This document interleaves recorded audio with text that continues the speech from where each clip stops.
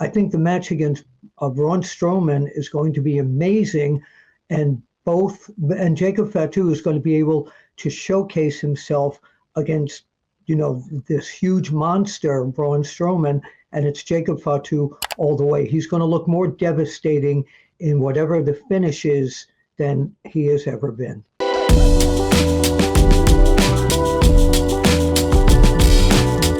What is going on, you guys? Welcome into another edition, a special edition of Smack Talk here on the WrestleBinge by Sportskeeda YouTube channel. Rick Ucchino, SP3 here as always, but joining us this week in lieu of Dutch Mantel is the wrestling legend himself, Bill Apter. What's going on, Bill? Appreciate you joining us here on this special Saturday night's main event, Royal Rumble preview. I'm glad to be here. Now, I want to ask you something, because you open your show. I love your opening. You'll say, hey, what's going on to everybody? Do people answer and tell you what's going on? Do you get personal stories? And No. People just ignore me. That's it. Yeah. Oh, well, we don't. I'm at in my life. They answer you in the comments. Well, sound off in the comment. I'd love to know how you're doing. I appreciate you guys. Thank you for having me aboard, and whatever is going on with Dutch. We love you, Dutchman, and hope you'll be back soon. Yes, absolutely. It's always a sad Friday when Dutch is unable to join us. I think it's the smoke that clogs up his video camera, and that goes back into his lungs, and then he's got a cough for a few weeks. Okay. Well, what kind of smoke is he? Are we? No, we don't have to go down that.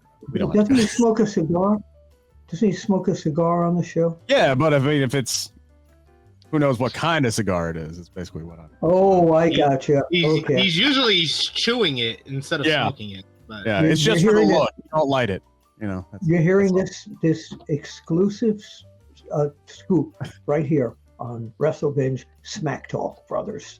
You think you know all the wrestling stories? There's more you haven't heard yet. Join us on Backstage Pass. All right, here we go. Let's dive into what we know as of this recording right now, the card to be. We have 3 matches for Saturday night's main event. We have 3 matches for the Royal Rumble, 2 of which are the Rumble matches themselves. So we'll talk about what we know, and can't talk about what we don't know. So let's dive into this match that was made official on Friday night.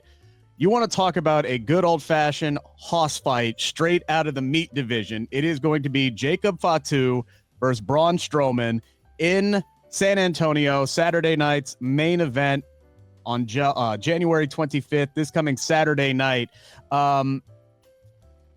SP3, I want to start with you here, because since Braun Strowman has come back to WWE, he's had a couple of little instances. He got really ill there for a minute. He had a groin injury, so he's kind of been in and out of the picture here.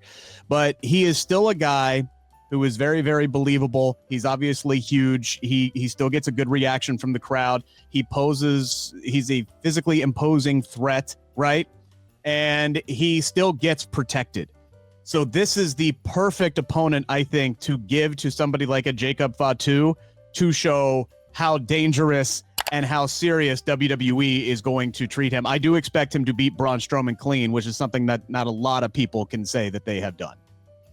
Yeah, and we were just talking about a few months ago that Bronson Reed wasn't able to get a win over Braun Strowman, and now we kind of see why, is that they were kind of saving him for Jacob Fatu here. And when you look at Braun Strowman's career, whenever he's up against someone who is a physical presence similar to him, that's when he's at his best. His feuds with Roman Reigns, his matches with Big Show and Kane, and then we saw with Bronson Reed last year, and then we're going to see it here with Jacob Fatu. Just off the 2 times that they've gone face to face, the crowd has exploded because they're just waiting for these 2 guys, these 2 behemoths to go at it. So I'm looking forward to this matchup at Saturday night's main event, but I think it's clear Jacob Fatu needs to be the winner and probably will be the winner, because I think that 2025, one of the focuses of WWE, especially on the SmackDown side, is going to be the push of Jacob Fatu. Yeah, and Bill, I think we kind of saw that on Friday, where Solo Sikoa comes out for the first time since, losing Tribal Combat, and immediately he is booed out of the building. He talked all this talk prior to that match saying, I will acknowledge Roman Reigns, and I'm going to do the right thing. I'm a man of my word. Doesn't say a damn thing, just bolts out of the crowd because he he lost and he can't handle the situation. And that now opens it up for Jacob Fatu to almost have a very similar reaction to what Solo had when Roman Reigns was losing his mind in those championship matches against Cody Rhodes. It was Solo in those matches who was like, mother effer, get up. What are you doing? You're the tribal chief. Now we're kind of seeing similar with Jacob Fatu here. And I think he is going to kind of usurp Solo Sikoa here moving forward. Oh, totally agreed. I think what Solo at the beginning was planted to be a Jacob Fatu, but it didn't happen. The whole thing with the finger, everything, very good, intimidating interviews, but the physical size of him and the physical work in the ring of him did not paint him to be that killer that you initially thought he was going to be.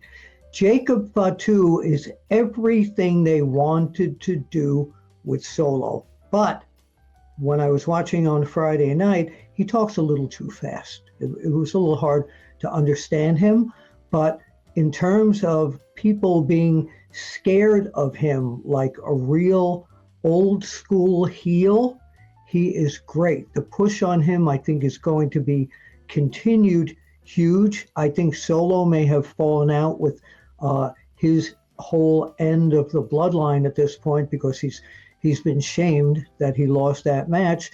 And I think the match against Braun Strowman is going to be amazing. And Jacob Fatu is going to be able to showcase himself against, this huge monster, Braun Strowman, and it's Jacob Fatu all the way. He's going to look more devastating in whatever the finish is than he has ever been. Yeah, I'm looking forward to see, because I've been impressed, obviously, with what Jacob Fatu has done since arriving, and how could you not? I'm interested to see what that next level is, because for the last several weeks, it's been, I love you, Solo, and, doing, Solo Sikoa's bidding, and he's been great in that role. Now he is kind of unleashed, so to speak, and he's allowed to speak more freely and have some more depths to his own character. And I loved him, diving into it, say, if you thought I was effing nuts before, just wait, y'all ain't seen anything yet. So I am looking forward to this absolute hoss fight. He's got that old school heel crazy thing back to the days of Bulldog Brower and crazy Luke Graham and the Samoans. They were just everything unpredictable. And the fans haven't seen a heel as crazy as Jacob Fatu in a long time. We got our Intercontinental Championship match. We got two title matches that are set up for Saturday night's main event. Braun Breaker will be defending the title against Sheamus. This is the championship SP3 that has eluded Sheamus's Hall of Fame career. It's the one, I heard him talking to Chris Van Vliet. He's like, look, that's the one I wanted to go after when I first got into this, when I was a kid. And it's just been this curse of the Irish that it's the one thing I can't get my hands on. Does he get his hands on it on Saturday night's main event against Braun Breaker? No. I don't see that happening at Saturday night's main event. I think that is the kind of story that you can draw out a little bit longer. I think they could pay it off at like your WrestleMania or even before WrestleMania at Royal Rumble or Elimination Chamber. I think that Sheamus has to win the Intercontinental Championship at this point because it's a story that they've told pretty consistently over the last 3 years, especially when he started his rivalry with Gunther over the Intercontinental Championship till now. So they're going to have to pay that off, and hopefully they pay it off before WrestleMania, because if not, we'll probably have this match again at WrestleMania with Sheamus winning, but at Saturday night's main event, Braun Breaker gets the win. And they got to do something, because this Braun Breaker second run has been not good. It's honestly, it's been one of the bigger disappointments of WWE TV as of late. And in general, the state of the WWE champions is appalling. To say the least. I think there's like 2 champions that are actually credible and actually get good pushes, and Braun Breaker has not been on TV very consistently over the last 3 months. So they got to get this together. Hopefully it starts Saturday night's main event. And they just changed 2 of them, right? So they just changed 2 of the women's, and Tiffany's off to a great start, beating Bayley clean as a sheet in the main event on Friday Night SmackDown. So that was a good launching spot for her. I think Rhea Ripley needs to, hopefully she's got a prime opponent waiting for her here shortly to get hers off on the net. I could tell by that first segment on Monday Night Raw. I think they're just going to rewind a bunch of stuff that they did in the first ring. Like when to specify, the only champions that are actually credible, actually getting consistent pushes and actually in good shape in WWE right now is Tiffany Stratton and Chelsea Green. That's about it. Or excuse me, Bill, what do you think about this matchup on Saturday? Sheamus and Braun Breaker. No, I think they're going to put Braun Breaker over Sheamus on this show. I don't think they're convinced yet that Braun Breaker isn't working. I think they're going to push him into a very strong position on here. It's going to be a real brawl. It's going to be brutal on both sides, but they still believe in Braun Breaker, and they need to give him this victory.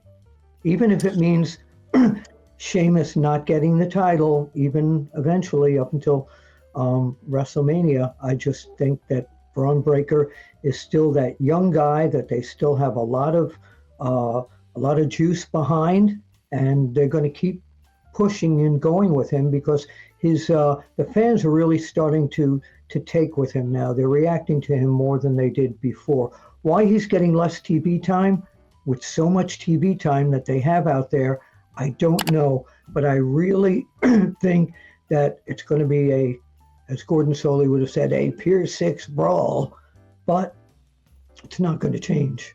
Yeah, I don't think WWE is like lost faith in him. I feel like maybe with the Raw on Netflix debut and a lot of that being taken up by, them bringing in The Rock and the Undertakers and this, that, and the other thing. I feel like the last few weeks, especially with Braun Breaker, he has just kind of taken a back seat to other storylines, not too dissimilar to when Bayley won the WWE Women's Championship, and then she took a back seat to the Queen of the Ring and the Money in the Bank and all of that stuff. I feel like he's just kind of taken a back seat. So like a lot of these other storylines have been focused on. And now that we're on our third episode of the Raw and Netflix era, it's like, oh yeah, we have the Braun Breaker in the Intercontinental Championship. We should probably start ramping this dude back up ahead of WrestleMania season. Yeah. So I don't think they have lost any faith in him whatsoever. I feel like he's just been on the back burner since the holidays.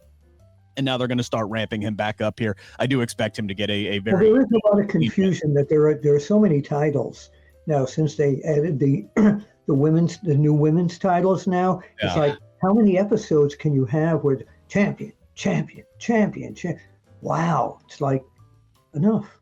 It's almost going to be when WrestleMania rolls around, even with 2 nights.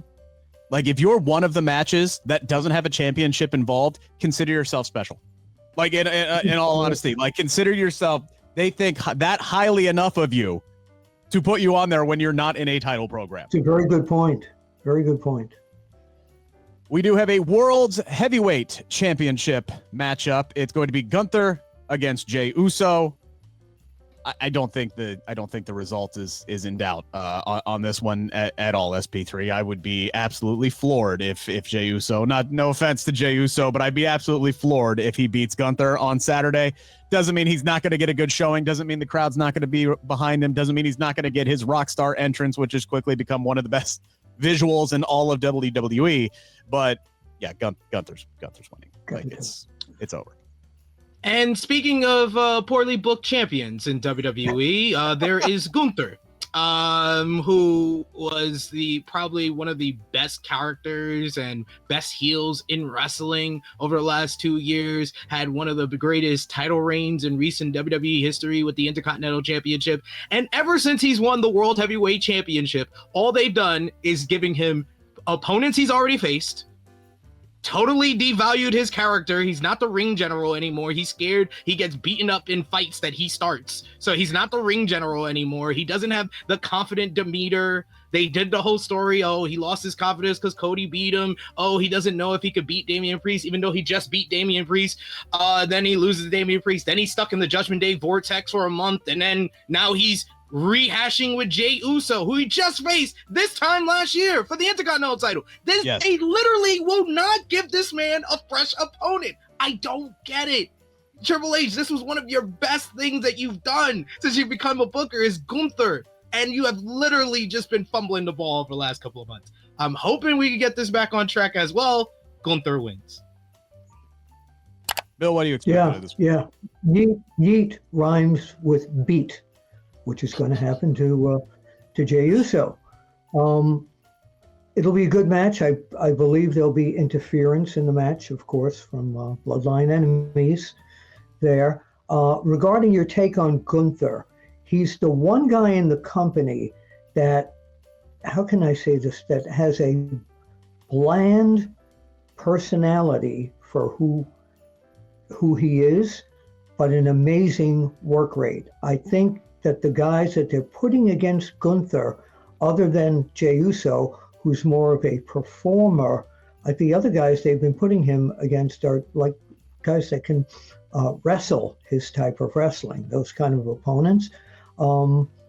I could see, someone like a Drew McIntyre against Gunther again. But Jey Uso not going to take the title. It may just bring about someone else who's going to go against Gunther in a surprise attack or something. But no, Jey Uso is not going to win that match.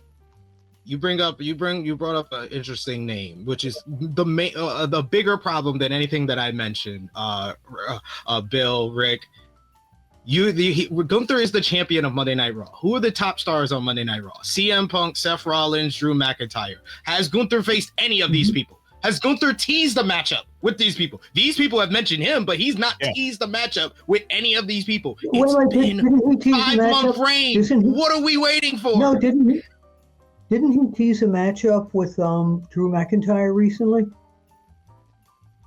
Like I said, they will mention Gunther. Gunther does not tease any matchups with any of these people. He's more concerned with the mid-carders on Monday Night Raw. Who was he face-to-face with last week? Jey Uso. Jey Uso, but I thought someone came in at the end. Okay. Yeah. So, because he wasn't even on the Raw Netflix premiere. They at least aired a video package for him. They at least aired a video package. There were no champion. There were neither the Undisputed Champion or the WWE Champion. Cody was there for running.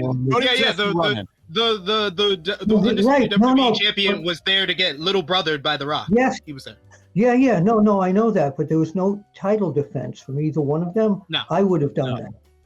Yeah. But to be fair, they did have Liv Morgan defend the Women's World Heavyweight Championship. So I was playing about the male champion. Right. I look, honestly, I can't fault them for. I would have liked to have seen more matches than the 4, but the 4 that they picked for the Raw Netflix premiere, I can't really argue with them. So here, you want to know how I know that Jey Uso isn't winning on Saturday? Because Jey Uso is already for the Royal Rumble.